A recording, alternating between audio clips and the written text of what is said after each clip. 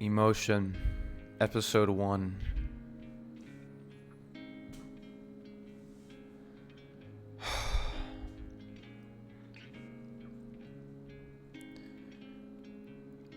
A lot of people will look at me like from the outside in, and they'd think I'd have this amazing life. They'd think I'm very successful or whatever it is, or great with women, or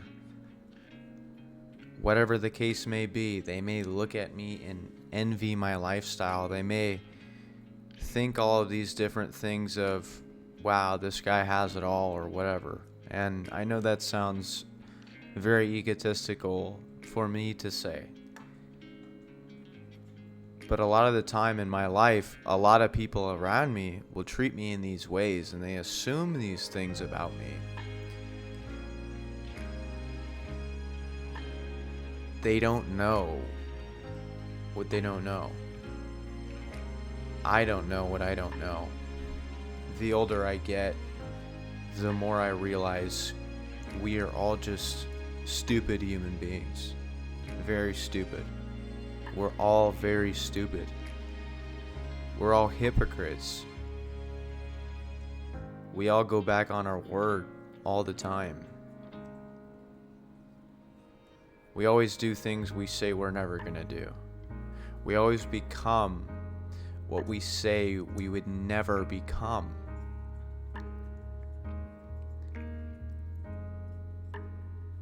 What I've learned in my life so far is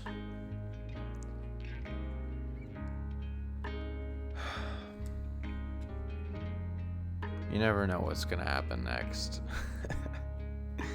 That's the beauty of it, isn't it? Just being able to think you have a plan, and then life just changes everything that you thought about anything and takes it into its own hands and makes you experience the most brutal things you've ever felt, makes you experience the things that you never thought were imaginable or would never happen to you. Life is a crazy, crazy thing. It's one of the coolest things you could ever fathom, honestly.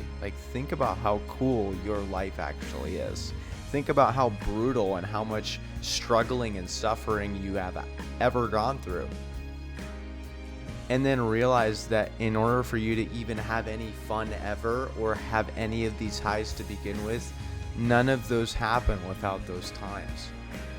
And it's like, wow, it makes you appreciate all the really hard, crappy times way more than you ever thought you would. When I'm going through hell or I'm met at a crossroads, I always just tell myself this is the only option I have. This is the only way out. I have no other choice. Nothing. This is it for me. If this is not going to work, it's it for my life. I think a lot of people beat around the bush and they don't even think to ever try to find what that could be for themselves.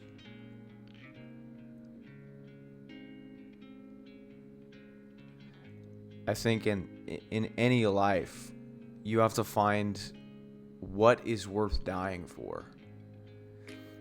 And that will be what drives you for the rest of your life.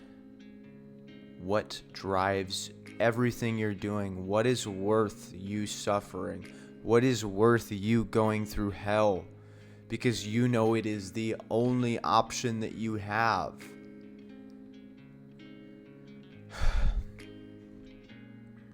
I know for me, this is the only option I have.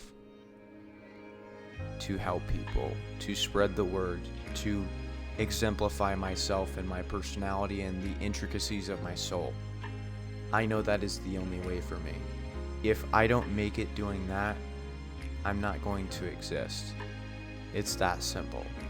I have nothing else to give outside of that, and I have struggled and battled with myself long enough to know that.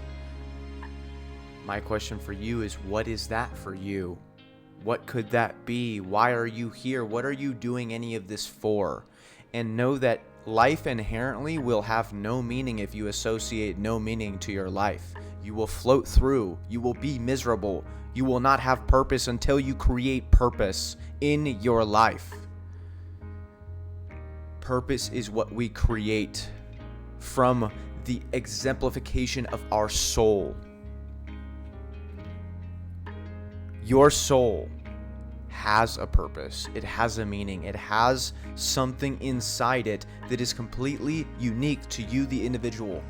Nobody else is going to have that exact same desire and that exact same embodiment of what your soul is supposed to be in the body form, expressing through a body form, through actions, to influence whether that's other people or other things or your own life, or make you feel good about yourself. That is truly one of one. And you can be one of one. You just gotta believe it. Just like all the other people who actually make it believe it, and they realize they have no option. They have nowhere else to go, nowhere else to hide. This is it. If you're watching this video right now, your time has come. It is time to make a decision that you make and implement for the rest of your life. Guess what my purpose is? My purpose is to make people feel something. I came to that conclusion after I was just completely alone. I had left my house when I was a teenager. I was living in my car. I was with an abusive girlfriend that I chose to be with. I was living at her house as well, with her drug addict mom and all that, and being around her. She was extremely mentally ill. And it was my reality check. Hey, this is what the real world looks like, buddy. And no one is coming to save you. No one's going to do it for you. No one is going to help you find what it is. It's on you to figure that out. So as I kept struggling, as I would smoke myself into oblivion, night after night, alone in my car, staring at the road, pulling over on sides of roads and just looking at things, looking at the world for what it was, pandering and pondering and whatever the fuck you want to call it, kept thinking day after day, day after day, wanting to quit over and over again, depressed, sad, lost, alone. How can I make a difference? What can I do? I just want to feel like I mean something. I just want to feel a sense of self-fulfillment in my life.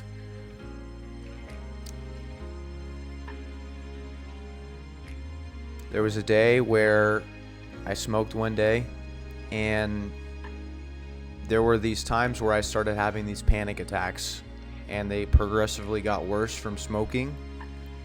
One day I smoked, I drove home, and I couldn't make it home.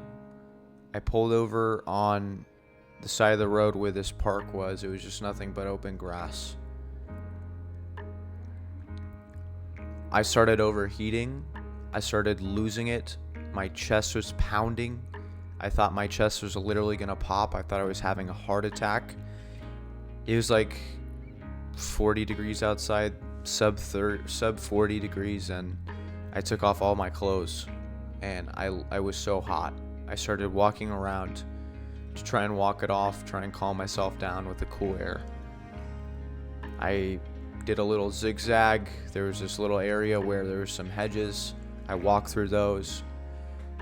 Came across this guy who happened to somehow be walking his dog in that same area that I was going in. I hid from him. I ran into the middle of the field and I collapsed. And I was fading in and out of consciousness, and I realized, I was like, I can't do this. I promise, if you let me live, if you let me stay, I will find my purpose. I started releasing a lot of emotion from that point. I was looking up at the stars, laying on the grass, and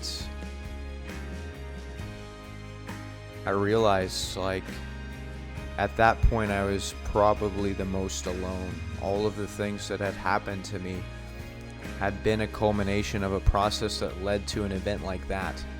There were lots of other traumatic and terrible events that I went through, but I had been through enough to that point to where I was like,